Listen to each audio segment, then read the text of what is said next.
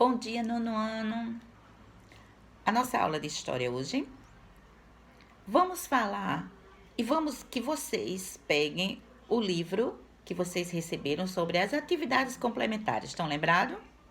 Ótimo. Então, abre lá e vamos falar sobre a questão da inserção dos negros no período republicano do pós-abolição. Quer dizer, vamos ver como foi que os negros começaram a se ver que eles tinham muitas outras utilidades fora aquilo ali, porém eles não tinham oportunidade para isso, certo? Vamos lá. Primeiro todo mundo sabe que a escravidão era uma instituição secular no Brasil, né? Implantada desde os tempos coloniais, por isso demorou a ser de fato extinta. Quase, né? Isso foi muita briga para que pudesse depois vir acabar totalmente, né? Acabar com o tráfico dos escravos. Veio decretar, então, em 1850, a Lei do Ventre Livre. Aconteceu também um movimento abolicionista que ganhava cada vez mais força. Então, os movimentos começaram a aparecer para que eles ficassem livres.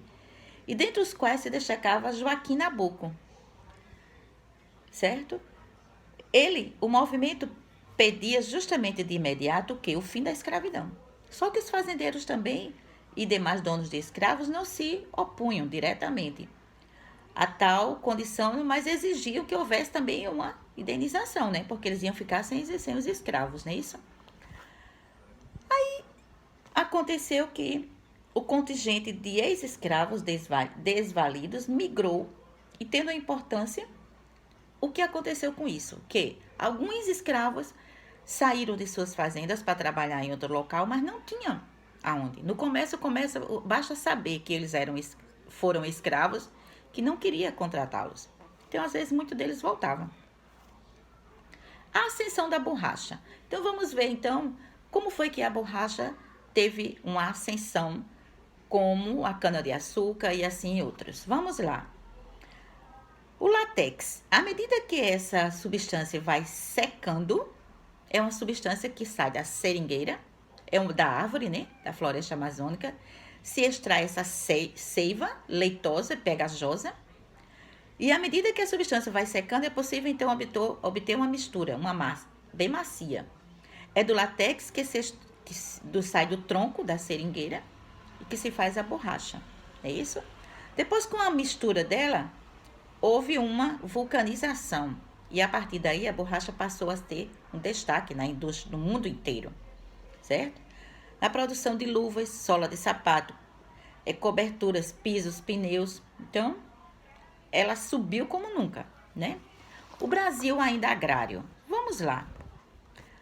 Durante o período da República, surgiram então as usinas que tomaram o lugar dos engenhos de açúcar, graças ao governo que emprestou dinheiro aos usineiros. Por exemplo, o açúcar produzido no Nordeste, em grande escala, no Rio de Janeiro e em São Paulo, ainda era exportado em menor quantidade que o café e a borracha.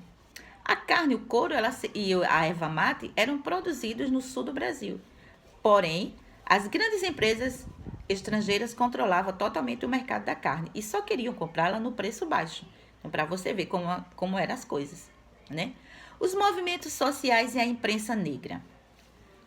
Vem o seguinte, de uma maneira geral, o escravo não era mais que uma coisa vista como uma extensão do domínio. O seu senhor e o proprietário era uma das poucas situações em que percebiam como pessoa era quando cometia algum crime. E ao roubar, fugir ou matar, ele era visto ou julgado como alguém. Quer dizer, bastava isso, né? Para você ver. Durante o período regencial, o período foi marcado por revoltas em várias províncias, como a gente já falou, né? Aí veio o jornal Pasquim, o Pasquim Carioca, certo? Onde falava justamente do escravo e tentava mostrar para aquelas pessoas que o abolicionista, eles era bom para o país. E no final da década de 80 foi marcado por duas mudanças profundas na economia e na política do Brasil. Em 13 de maio, quando aconteceu a Lei Áurea totalmente, né? E em 15 de novembro, que foi quando a República substituiu o regime monárquico pelo monarca imperial, né? A construção de identidade cidadã, o negro deveria agora então abarcar o ex-escravo, não era mais escravo, e assim foi. Mas eu quero que vocês dê mais uma lidazinha, qualquer dúvida, e façam o exercício no livro, na página 116 e 117. Certo? Ok? Na próxima aula a gente corrige. Tchau, tchau para vocês.